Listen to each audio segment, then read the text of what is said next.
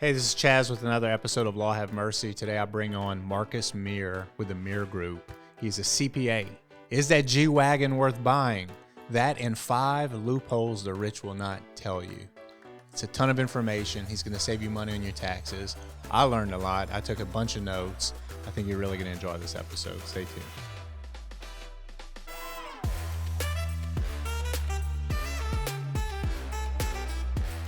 Marcus, I've been waiting for this episode for a long time just because I'm selfishly looking forward to the advice that you're going to give on taxes. Yeah. Thanks for being here. Yeah, man, this is great. I think you and I kind of kindred spirits when we connected over coffee a couple weeks ago. It was like pretty inevitable we're going to do this, so I'm looking forward to it. Yeah, we got a lot of common interests. You have a podcast. You're into tech. You're into consulting.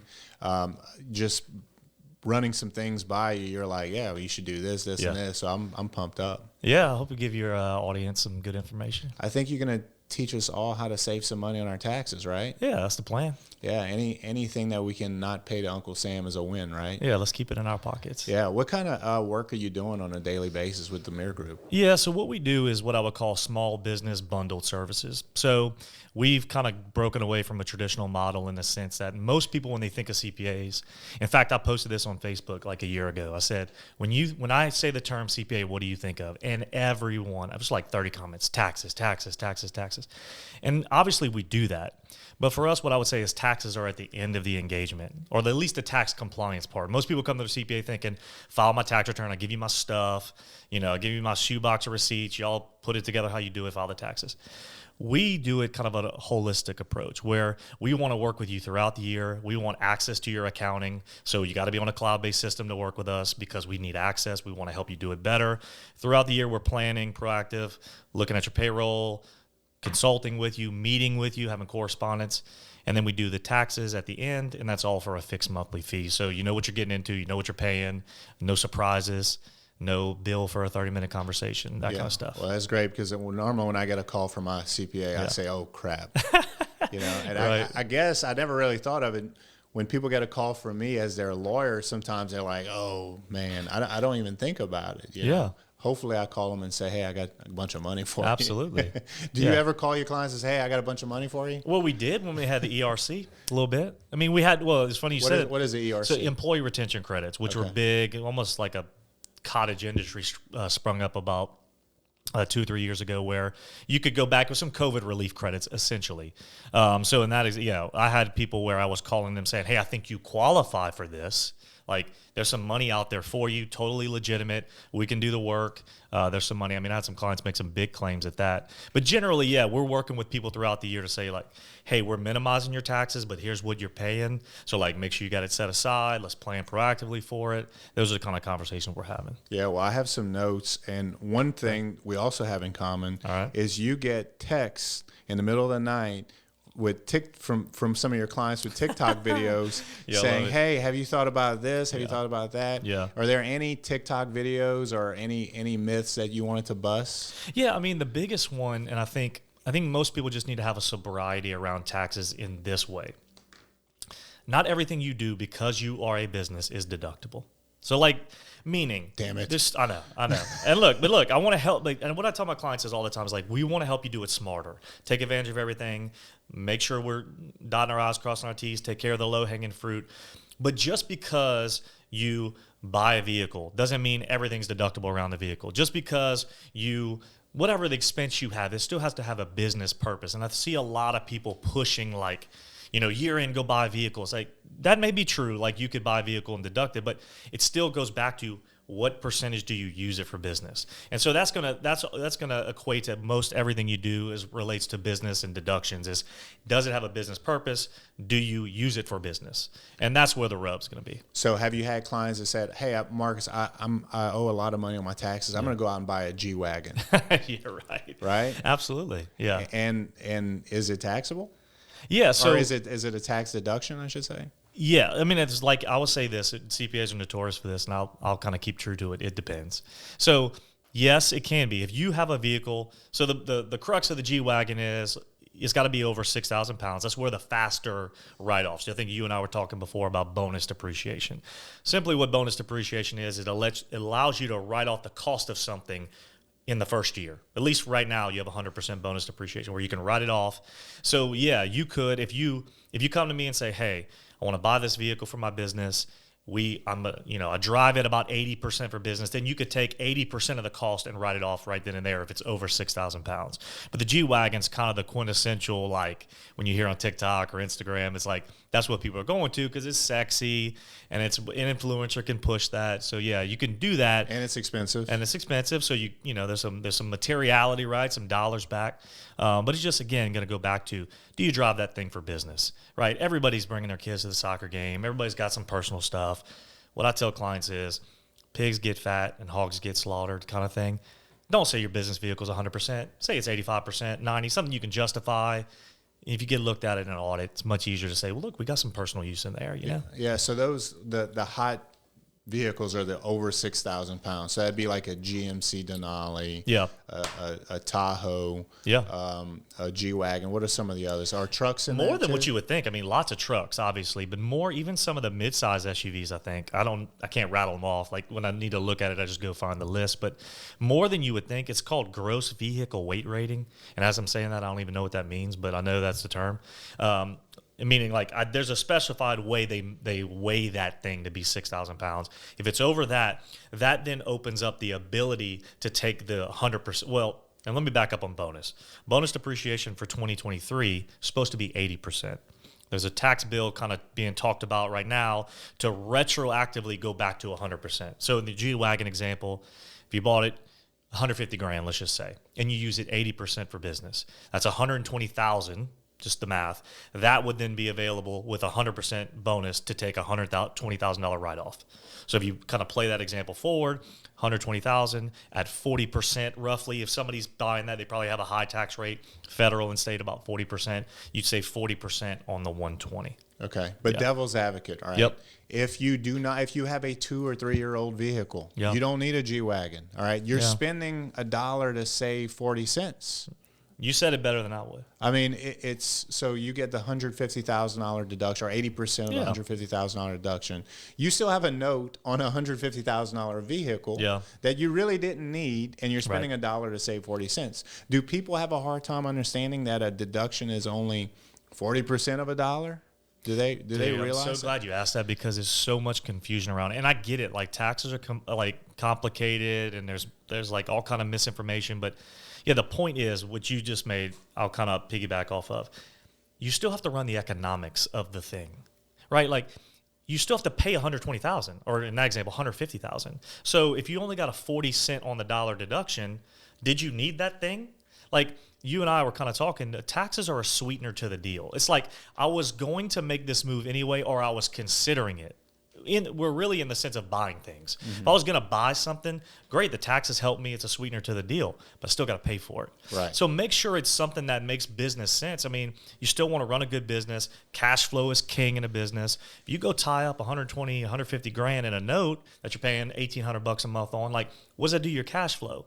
So you got to think about that from a big picture standpoint. You're making the point that I make to clients all the time is that, yes, you can do it, but it's only 40 cents on the dollar. It's not a dollar for dollar credit on your taxes. Yeah. And that's we could probably get into that a little bit too, is like a credit versus a deduction. People get those. I even see people on like the news really blow that. And that's kind of what you're getting at, is that people are not understanding it's only a percentage of the write-off that it saves you. Right. Now, devil's advocate, if you need a truck, okay, your truck keeps on going in the shop. It doesn't start one morning. It starts hurting your business. Right. And it's the end of the year. That might be a good purchase for you. Yeah, absolutely. And what I would say to that too is, if you've got your accounting done, let's just say at that point you're December 15th and it's like, oh, and you're hearing the Hub City 4 commercials. We were talking about that earlier. Like, if your books are done through November, now you know, like, is this a really good year? How's it compare to last year? What are we thinking about next year? Like, my data's good, coupled with the new information of, man, this thing won't start. I probably could use one. Now you've got a better decision because you've got good data. So now you know, does that truck now save me? This year I'm in the 32% bracket because I know that based on my November accounting. But if I'm not, Or I don't know that. Maybe I bought a vehicle, and this year I was in a down tax. My tax bracket was down. I'm in the 22%. Doesn't save you as much.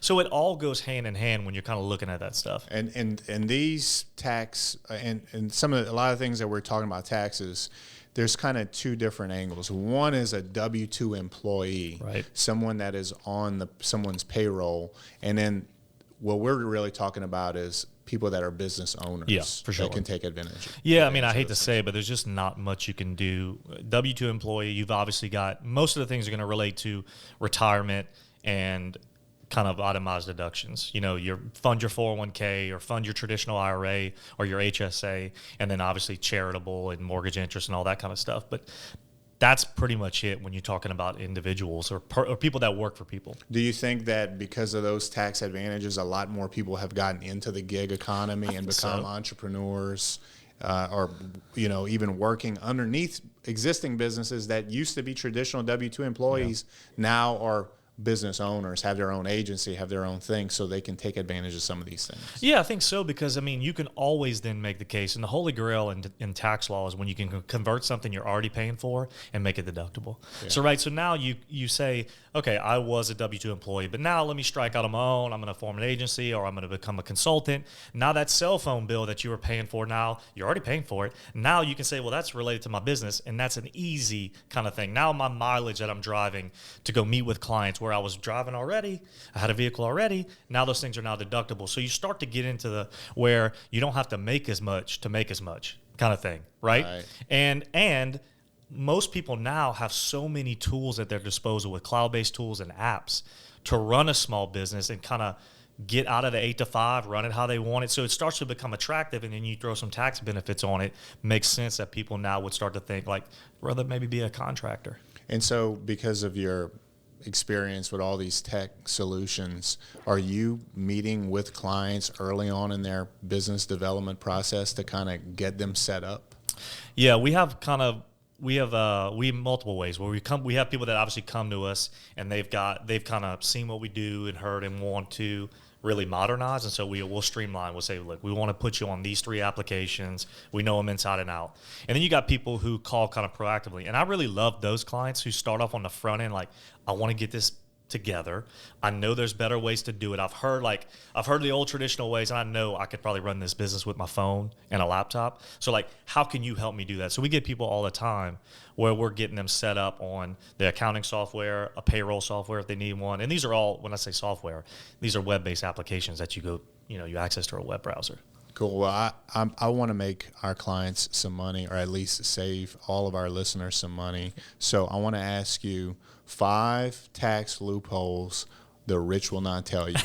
Are you ready for this? Let's do it. Are you good? Oh, yeah. All right.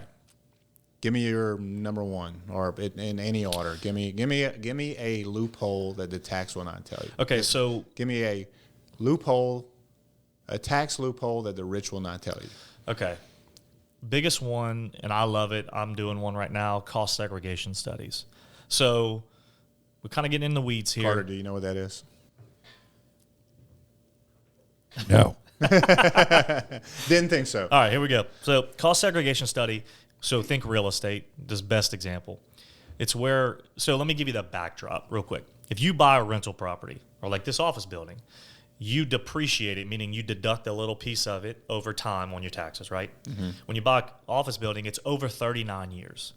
So if you do the math on $1 million building, that's what, roughly $25,000 a year? That's not a ton of money. Not a lot. You paid $1 million, you get let's take out the land component, which is not depreciable. Let's just say you got $1 million of depreciable asset, $25,000 a year. Okay, not much.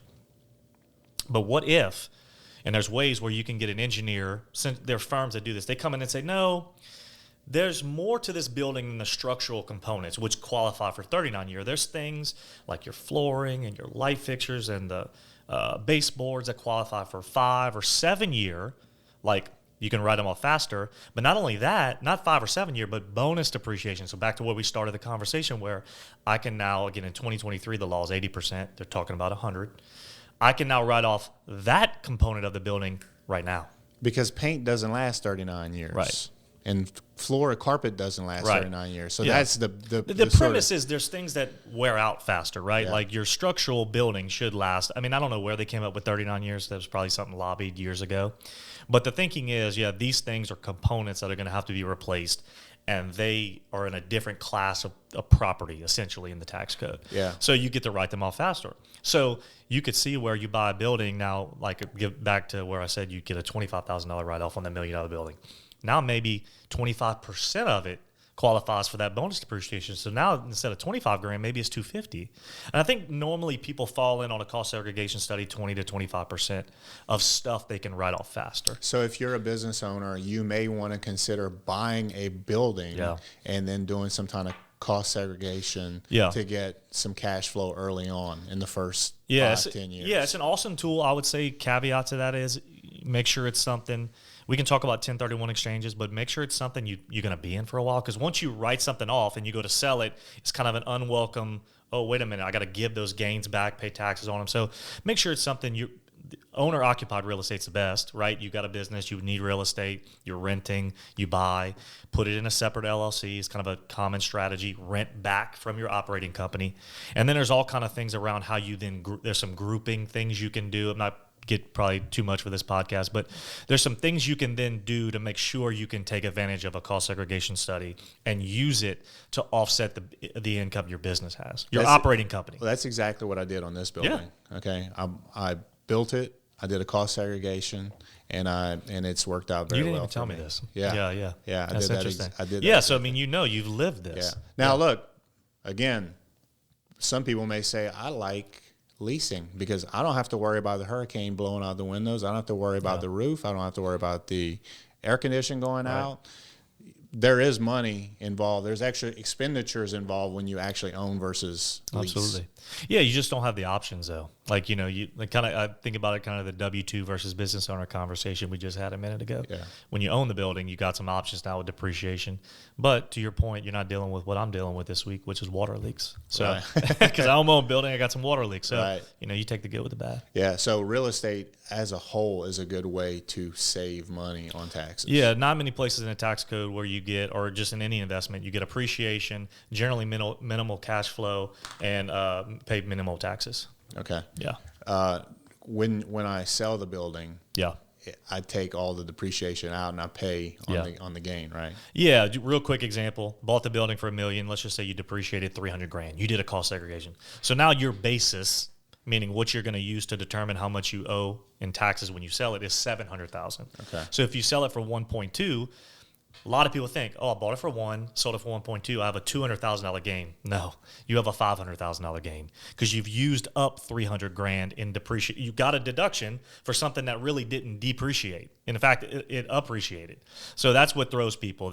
In that example, you'd have a $500,000 gain you'd have to pay taxes on. So to my point earlier, if you're going to do that and accelerate some depreciation, make sure you're going to stay there. Or be thinking I'm going to do a 1031 exchange. That's the second loophole, right? Yep. Tell me about 1031 exchanges. So kind of going back to our last kind of example where you've got a built-in gain on real estate. What you can do with a 1031 exchange is you can sell it and then you can buy a replacement property. And in effect, what happens is, and there's rules about how quickly you have to identify that property. Like you have to say, these are the 3 I'm looking at. There's rules around how quickly you have to do that. There's rules around how quickly you have to close on the next one. But the bottom line is you're taking the gains of the one you sold and rolling them into the next one. So a lot of people would say in real estate, you buy 1031, sell 1031. I mean, you just go through this path but and you keep on and you die with it. And you die with it. And then what happens at the end is that your heirs, under the current tax law, get a step up in basis. So let's just say you bought a $200,000 building. And over time, you turn that into a 400 and an 800 and a 1.3 and a 1.7, and you die, that thing's worth $10 million. You've never paid taxes on it. Your heirs get it in their hands like they paid $10 million for it. They sell it for $11 million the next day. They pay taxes on $1 million. That's amazing. Yeah, so that's a very common strategy of now there's rules around what it has to be, how much you have to spend, and all that. But the gist is you're buying something to replace the one you just sold, and you got to leave the money with an attorney. So a qualified intermediary, generally an attorney, closing attorney, holds your money when you at the closing until you go buy the replacement. Then they fund the next deal. That's a heck of a deal. It's awesome. Yeah. But people just don't. A lot of people just, they want the cash, or it also helps if you're in a good spot financially to not need the money, where you can leave it there and just roll it, because if you do, man, the benefits just compound. That's awesome. Give me another loophole. All right. I love charitable donations, or what I would call bunching, with a donor advised fund. So most people, when they give to charity, so let's back up a little bit. A charitable donation at the individual income tax level is what's called an itemized deduction. So when you file your tax return, you've probably heard the term itemized deduction and standard deduction. Mm-hmm. The government gives you the greater of the two. The standard deduction right now for married couples, roughly $26,000, I think. Do most people file a standard Most deduction? people take the standard deduction. Okay. So, but and if that's W-2 or... Yeah, either way. Okay. Either way. So most people take that. But the itemized deductions are things like charitable, mortgage interest, property taxes, that kind of thing. If the sum of those doesn't exceed the standard deduction, then you just take the standard deduction. So another way to think about it is, if your charitable, mortgage interest, and property taxes and state income taxes were $24,000, and the itemized and the standard deduction is $26,000, I think it's $25,900. They change it every year. Did you get any benefit from these things over here? The government was already giving you a $26,000 deduction. So clients all the time say, "Hey, I gave some money to charity this year. This should help me, right?" I say, maybe. Because you were already getting this. Here's the point with a donor advised fund. Well, what if instead of giving 1 year's of charitable contributions, and it makes you to where you don't get to itemize, so no benefit, what if you gave 5 years worth of charitable donations in 1 year? So now your itemized deductions are much higher, so you get some benefit from them. And then, well, what if you said, well, I don't know who I want to give to? I mean, and this is going to pertain to people who have maybe had a windfall or got a really steady business, got some income, high net worth. Like, I want to give. I don't know who I want to give to. Settle a big case. Yeah, there you go. Perfect. Yeah, perfect example. Donor advised fund. So we got one here in town, Community Foundation of Acadiana. I'll let you form the Chaz Roberts Family Foundation. You go put $200,000 in there. On December 31st, you could do it. You get a $200,000 charitable donation deduction. You can then figure out later who you want to give it to. Awesome. A lot of people don't take advantage of it. Again, small slice of people that can take advantage of it. But if you've had a windfall, like you said, settled a big case, came into some money, got a big year taxable, business is taken off, sold your business, great tool. Got to couple it with the fact that you also want to be charitable, right? But that's a great tool because you get out of that rut of your charitable getting limited by the standard deduction. Now you bunch it. And then what I love, like for me, I've considered doing this with my church. My church is basically counting on my tithe, right? Mm-hmm. So I would give it to the donor advised fund and say, you guys drip it out in the same schedule I was going to do it, because they'll do that for you.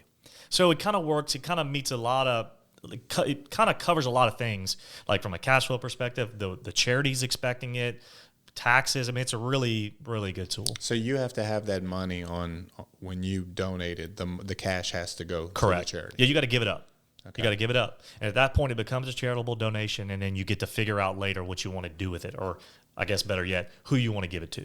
Okay, and that helps you sleep better at night instead of having to earmark all that money to one particular charity on that day. Yeah, because you get to think it through. I mean, a lot of people, charitable becomes like a point of like stress for them, right? Because they want to do it well, but it comes with all these things like, who do we give it to? You can kind of sort that out with a donor advised fund. You get to give it, get the deduction, like you said, sleep good at night, think about it, come back. Okay, how do we want to do this? Okay, and just to refresh, you are still this is only a deduction, so you're only saving 40 cents on the dollar. Rough, yeah. Whatever income tax bracket you're in, that's what you're saving. So it has to really come from the heart. Correct.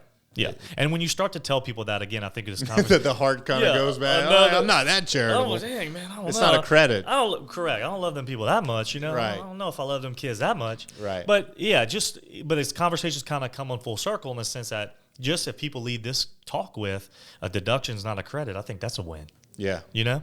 Because most people don't know that. Most people don't know that. And it misleads them into decision making. You know, like I'm going to do this thing. I think it's going to save me this, and then maybe not. So most things, so some people are just not familiar with deductions at all. Maybe because they're W-2 employees, Right. or they weren't organized in their business. They never really thought of deductions. But some people confuse deductions with credits. Right. Where are the areas where you actually get credits, a dollar for dollar credit? Yeah, there's different things. And again, they're not always dollar for dollar credits in the like you spend it and then it gives you a credit. There's things like child tax credit, obviously, dependent care. But these all child tax credits things that the government just gives you, right? Is that during the Trump administration? No, that's right now. I mean, it's fluctuated. I mean, it went up during COVID to like $3,600 per child. It's back down to $2,000. But that's just let's just say, Chaz, your tax bill is 20 grand and you got 2 kids. It's now 16 grand. Yeah. But it wasn't anything you spent to get it. So that's what I'm trying to. I wish I had dollar for dollar for every dollar I spent on my kids. Right. I mean, like Yeah. tuition is not. Oh my gosh. Tuition is not deductible. Just at the state level. At the state gives you up to $5,000 per kid. At the Louisiana, so I don't know if your listeners are out of state. Louisiana gives you a private school tuition donation deduction or school expense deduction. And now is that in addition to the tax credit, the child tax credit? Mm-hmm. Or Yeah, totally different. So state doesn't have that. The federal government has a child tax credit. State gives a $5,000 tuition for kindergarten through high school. That's not bad. Yeah. I mean, it's something. You know, it's just Right. one of those things like just, again, being organized. You think about that. You know your kids are in private school. If nobody even asks you about that, like if your tax guy or doesn't even ask you, you maybe, miss out on. It's not a huge deduction, but, I mean, it's something. Yeah. Yeah. I'll cut you off on the credits. Yeah. What you were talking Yeah, about. what I was going to say is so child tax credit, dependent care, but there's not many places where it's a spend $1 and a credit's $1. Generally, a credit is a function of the money you spent. So even that, I'm just like racking my brain thinking, and I'm probably missing one. But like dependent care, that's where your kids in daycare, after school, or pre-K tuition, where the government will give you a credit on some of the dollars. So again, even there's not like hey, I spent $5,000 to send my kid to Ascension, for the pre-K program. It's not a dollar for dollar credit even on that. Okay. Yeah, And it's a percentage. Louisiana has state income tax of how much? 4.25 is the highest rate. Really? Yeah, it lowered a couple years ago. It used to be 6. Once you made over $100,000, roughly, it got to 6%. But it's going. What they did was you used to be able to deduct your federal tax on your Louisiana income tax return. So they got rid of that and lowered the rate. They were thinking kind of a push. We'll lower the rate, but you don't get the deduction. But whenever you think about like how much taxes we have a state income, we have a state sales tax. Yeah. And that's up to 10, 11% in some areas, right? It's parish by parish, Correct. which are counties. Right. We call them parishes. Right. When you go to a place like Texas or Florida has no state income Yeah. tax, that could be the reason why most people during COVID, post-COVID have flocked to those areas, right? Yeah, and one thing to think about is athletes. Yeah. So athletes, especially when you're talking about tens of millions of dollars, where are you going to play? California, Florida. California's like 13%. 13% is the highest rate. Now, look, there might be some quality of life things that you just say, look, I don't care. I love California. I like 65, 70 degrees every day, no I love rain. it. Right? Look, I'm going to San Diego for family vacation this year. I get it. Yeah. But you start piling up the dollars enough and make you say, well, we'll travel there a couple times. Well, isn't it also it's your away checks when the place that you're playing at, you don't have to be on that team. If you're playing in California, you play for the Saints, for example, you're still getting taxed for the California rate. That's a good point. What I was going to say is that I think the term is they call it the jock tax. And most states have enacted this where if you're play for the Philadelphia Eagles, let's just say, and you play a game in Kansas City, I forget if they're in Kansas or Missouri, but anyway, whatever state you're in. bad example. Yeah, bad 'cause example. I don't know the Cut answer to that one. Yeah, you're paying taxes in that state.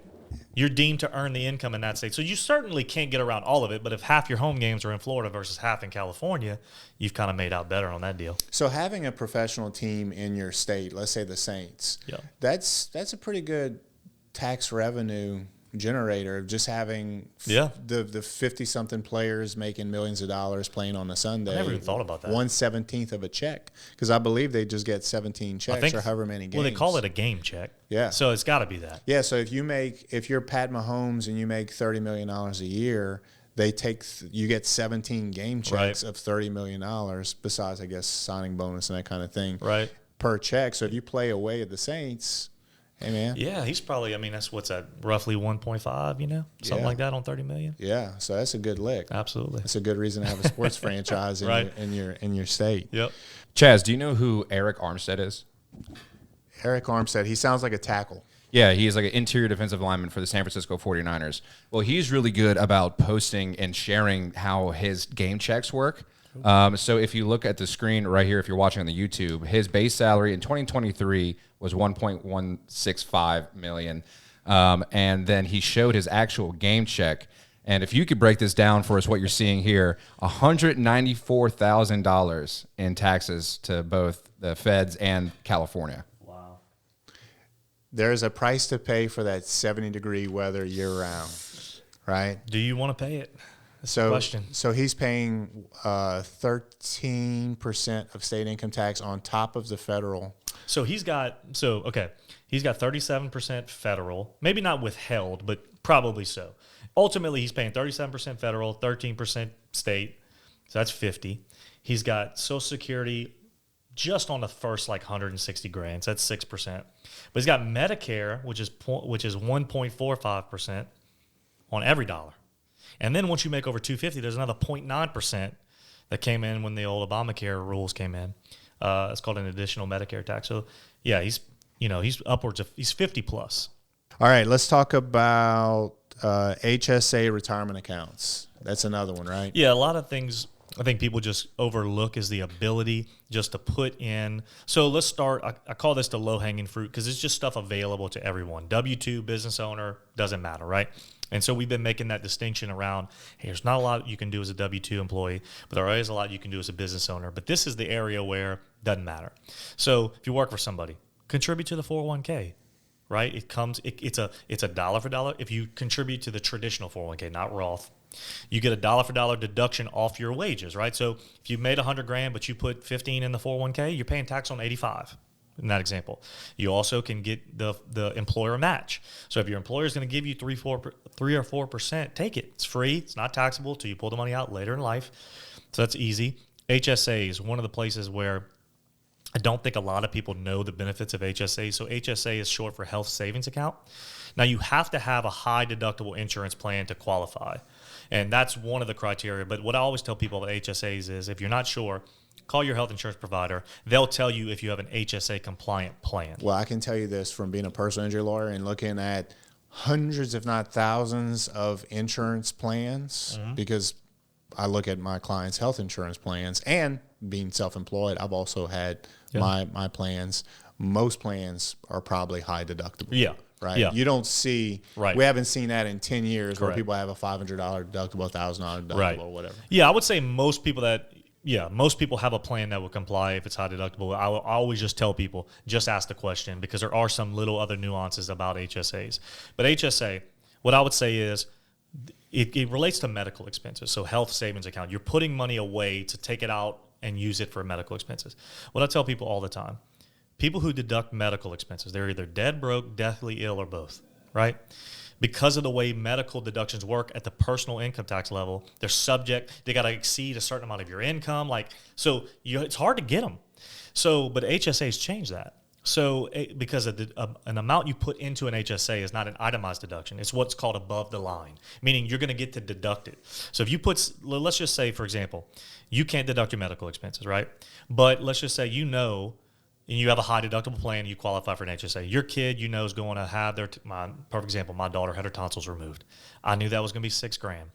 Put the money in an HSA first. So get a $6,000 deduction, get the bill, let the HSA pay the bill. So what have I done? I've taken previously non-deductible medical if I paid it just out of my own pocket because I make too much money or I don't have enough medical or both. And now I've created a $6,000 deduction by putting it in the HSA first. Just take the money out of the HSA because it's an out-of-pocket medical expense, pay from the HSA to the provider, done. You were going to spend the money anyway. I was going to spend the money anyway. So why not get $2,000 off the top? So what I heard, and this is high level, but what I heard is you can actually contribute to the HSA, get the deduction, put that in a fund, right, in the stock market. Yep. And I think they have. I have an HSA account through HSA.com or whatever. Yeah. And you can let that money go in the market, make money, right, and then that same example, instead of using my HSA card to pay the $6,000 out, whatever, I just pay it cash or pay it through a credit card or whatever, and then let that money just bake and make money. Oh, let me give you another. Let me give you even better. Is that good? Is that true? Oh, it's absolutely true. Oh, let's go. No, you did your research. Dude. Let's go, baby. All right, so let me bring the example forward. Let's just confession. I'm blowing that HSA account like nobody's business. Yeah, you don't have it invested in Tesla or no. But here's the deal. Let's think about it. So if you really want to nerd out on this stuff, the HSA, there is no limit to the amount of time you can wait to be reimbursed. So let's say you put in your $7,000 a year and you don't touch it. So all the medical expenses that come up, you just pay them. Pay them personally. You let that money grow. You just keep a spreadsheet. Again, who's going to do this? I don't know. But there are people that, engineers probably a good example. Somebody would do this. Keep my dad. He keeps a spreadsheet for everything. 20 years later, you can go back and say, I have 20 years of medical expenses I need to be reimbursed for. Boom. Take it out of the HSA. That's now grown tax-free. That's amazing. Yeah. Damn. Yeah. So stop spending your HSA money. Let it grow, dude. Pay it out of pocket.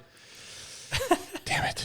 Okay. Also, business owners can take advantage of their IRAs, like SEP IRA, Correct. Roth IRA, that kind of thing. Yeah, all kind of different things. It just depends what kind of. So generally, to put into an IRA, you have to have earned income. So earned income would be you're a W-2 employee, so that's earned income or money you make in an active business. SEP IRA. So you've got, just real quick, you got traditional or Roth. Right, traditional IRAs where you put the money in, get a tax deduction now, the money grows tax-free, you pull it out later, it's taxable. Roth, just the opposite. Put the money in you put it in with after-tax money, no deduction, but it grows and the earnings grow. Later in life, you pull that money out, all of it tax-free. It's a great deal, but it's limited. Yeah, and so let me real quick on that. Roth IRAs. There's a limit on how much you could put in, but there's also an income limit. Once you start to make over $200,000, you can't even put in a Roth IRA. But here's the hack. If you have a 401k at work, you can make $100 million and put it in the Roth 401k, no limits. So people who want to put money in a 401k or people who want to put money in a Roth but can't because they're phased out because of income, see if you have a 401k plan at work. Most people do. See if they offer the Roth 401k, use that. Or when you're small business, gig economy, you can do a solo K, which is just it's a 401k for a one-person business. Make sure your provider gives you the option to put it in a Roth. Boom, no limits. Who sets that up, Marcus? Most of the time, you get a broker, like a financial advisor, in there. If you're going to have a qualified plan like a 401k, you need what's called a third-party administrator, a TPA, to write your plan documents. It's called a qualified plan. Like traditional IRAs and all that don't need that level of formality. You could go open one right now on Vanguard. E-Trade, Vanguard, whatever you want to do. Yeah. Yeah. And so do you counsel your clients and help set up some of those we vehicles? tell them, well, what we get into is, hey, what are you trying to put away? Like I'll tell clients, like, you want to put 20 grand away or 10 or 75? There's options. Because if you just want 12 grand, do it simple. It's exactly like it sounds. It's easy to set up, not a lot of fees. Your broker can do that, probably get the paperwork in, a couple hours. But if you want something, I want better options to put way more money away. Maybe you need a 401k. That's when you need to bring in a third-party administrator and get your plan documents written, a little more costly, but more flexible. So it just starts with how much you want to put away. I was looking at your list. My favorite of your tax loopholes. Yeah. Employing your kids. Okay, yeah. I knew we were going to get to that one. Yeah. Yeah. Tell me about it. Okay, so what I always tell people, and I want people to what I want to leave this conversation with employing your kids, but also around deductions. Got to be legitimate, got to be reasonable. That's the table stakes. Okay. Employing your kids, what you're trying to do is you're trying to divert money from you, dad or mom, high tax bracket, to them, low or no tax bracket, right? So if, Chaz, you pay 40% tax and you pay your kid 10 grand. Well, now you've saved 4 grand. It's going to go to him. He's not going to pay any tax because that money is lower than his standard deduction. We talked about that earlier. So if you make a low amount of money under 12 grand? Correct. Like yeah, I think it's around getting up to close to 13. Getting close to 13. Yeah. If you make under $13,000, you do not need to file a tax form because there is no tax. Correct. That is federal. You will still have to file a state, and it's a small tax. But yes, for generally speaking, yes. Okay. So, but what you've done is you've moved the money out of your taxable income to theirs, which is negligible. Like we just talked about. Caveats. Got to be reasonable pay for reasonable work. I see people all the time pushing the modeling and there's some people that say you can get away with that. I would say just look at what you would pay anybody else to do these jobs. You don't have your 2-year-old saying they're doing spreadsheets. Like, let's have some common sense here. Like, but get them to do stuff. Get them to do manual labor. Get them to God, kids are tech savvy now. My daughter at 12 years old can work Canva better than most people I know. Like, she's great on Instagram. Like, get them involved. And let's even make it better. If you pay them from a sole proprietorship, meaning an LLC that you own personally, that's not like an S Corp or a C Corp or something like that, or if it's a partnership where you and your spouse own it all, when you pay them, you don't have any payroll taxes. So normally the payroll tax is a little bit of a sting to this deal, right? The $10,000 I just mentioned to you, yeah, but what if it comes with a $1,500 payroll tax? Like, but what if it didn't? Well, the best way is to make sure you pay it from one of those type of entities. A lot of people are S Corps, so that kind of throws that out, but a lot of people are just sole proprietors, kind of hang a shingle type. You might just be an LLC without an S Corp election. When you pay your kids reasonable pay for reasonable work, you don't have the payroll tax. So if you have 3 kids, you could essentially take $36,000 and move it to your kids. Oh, by the way, you're probably going to spend that I think that's common sense. On the kids. Yeah. And it's tax free. Correct. That's a hell of a deal. Yeah. Yeah. Just do it right. I do see what you're saying about the modeling and kind of going overboard on that. But when you look at the way you and I run our business, and we're so heavy on social media and websites and print ads, everything else, and my kids are prominently displayed. Document it. What I would say to our clients is just document how you came up with it, what you used to determine what you paid them. I mean, again, people don't want to hear that, but that's what, if you get audited, that's what they're going to come to. Like, we're not talking about this, but the Augusta rule is a big one people talk about, where you rent your house back to yourself. A very famous TikTok video. Okay. Right. So some guys out of Gulfport, Mississippi actually just got busted on this in tax court. Like, went to tax court and got it handed to them. Yeah. What's the Augusta rule? Basically Augusta rule. So the premise is Augusta, Georgia, the Masters, where people in Augusta would rent their house for people coming into the Masters for like 10, 20 grand for the week. And they came up with a rule. I don't know how they came up with this, but they basically said, look, if you rent something to people for less than 14 days, it's not taxable, right? You rent it to you rent it to a bunch of PGA pros for 20 grand for the week, you're not going to pay taxes on it. Spin that forward, people starting to think, okay, how can I do this? Well, what people do is they have their business, rent their house. Like, for example, you have your Christmas party at your house. Mm-hmm. Instead of going to name your venue, you go to Chaz's house, and Chaz says, hey, the value of this for the night's $750. Okay. Reasonable. And you could do that 14 times. Board meetings, all the stuff you hear on TikTok, or, have your advisory board and all that. Some legitimacy to it. Reasonable rate, can pay yourself 14 times, document what you're doing, deduct it. Not taxable, deductible by your company, not taxable to you as the individual. The guys in Gulfport were doing that. They had like $2,500 a night. They were doing it for multiple years. Like, they got popped. And what did the IRS, the court case say? We went back and saw what would it take to rent a space that was similar to that for the night. It was $500. The IRS gave them $6,000, 12 nights at $500, but said the other were denying that. So just, again, use your common sense on this. Pigs get fat, hogs get slaughtered. Thank you. Why would I do that? I get it. This is where it's coming from. Not the people they right or wrong hate the government, don't want to pay taxes. They think they're getting screwed. Don't like the president. I mean, like, name your things that I hear all the time. Right. That's where that's coming from, and I get it. I'm just trying to tell you, if you get audited and you're doing these things, you better be able to document it. Yeah. I mean, look, to that point about hogs get slaughtered, I don't think I even claim a home office deduction. Right. Right. And I work from home a ton. I spent money. I built an office at my house. I added on, built an office, and I use it. Yeah. But it's just one of those things, is why I throw up a red flag there. Yeah, I mean, I would say this.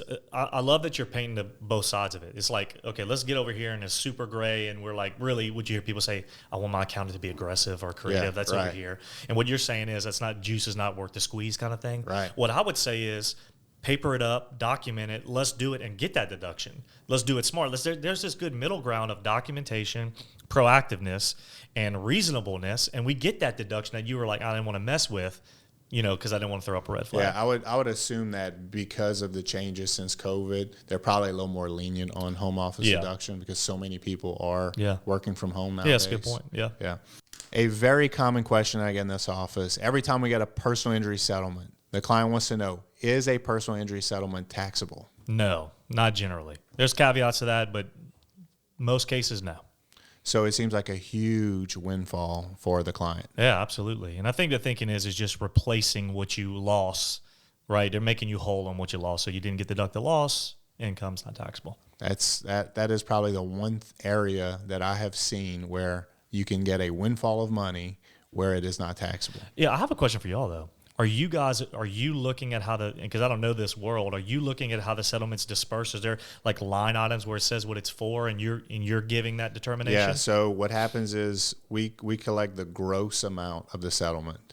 We get a 1099 from the insurance company, okay, right? like you, Chaz Roberts Law. We put it in a trust account. Okay. And then we disperse it, and it shows legal fee, every single expense, every single medical bill. We pay any outstanding medical bills. Right. And then once you subtract all that, the client gets the remainder. I gotcha. So at that point, it's just deemed to be a personal injury settlement, not taxable. And we do not 1099 the clients.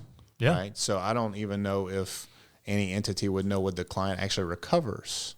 Yeah, because it's a function of the gross that you got, and after all the payments, they're left with the net. Correct. Gotcha. So what I tell my clients is sometimes I joke, and when we're talking about the money, I say, well, you just had a great day on Wheel of Fortune, right? But the difference is in Wheel of Fortune, that money is taxable. Oh, yeah.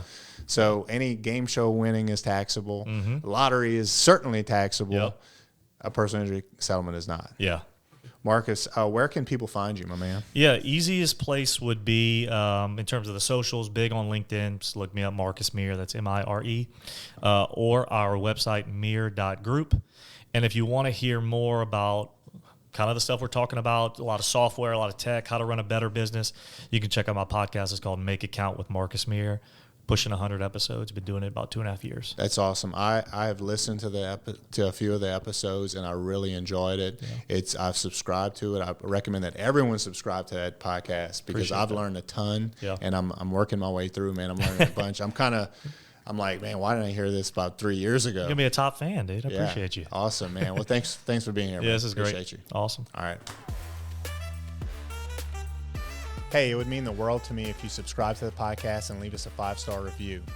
It helps keep the show free, and it helps us book better guests to provide more valuable content to you. None of the opinions expressed by my guests are that of my own, and nothing we talked about creates an attorney-client relationship or could be construed as legal advice. Hope you enjoy the show. This podcast is powered by Acadiana Cast Network. Go to acadianacast.com for more South Louisiana sourced content.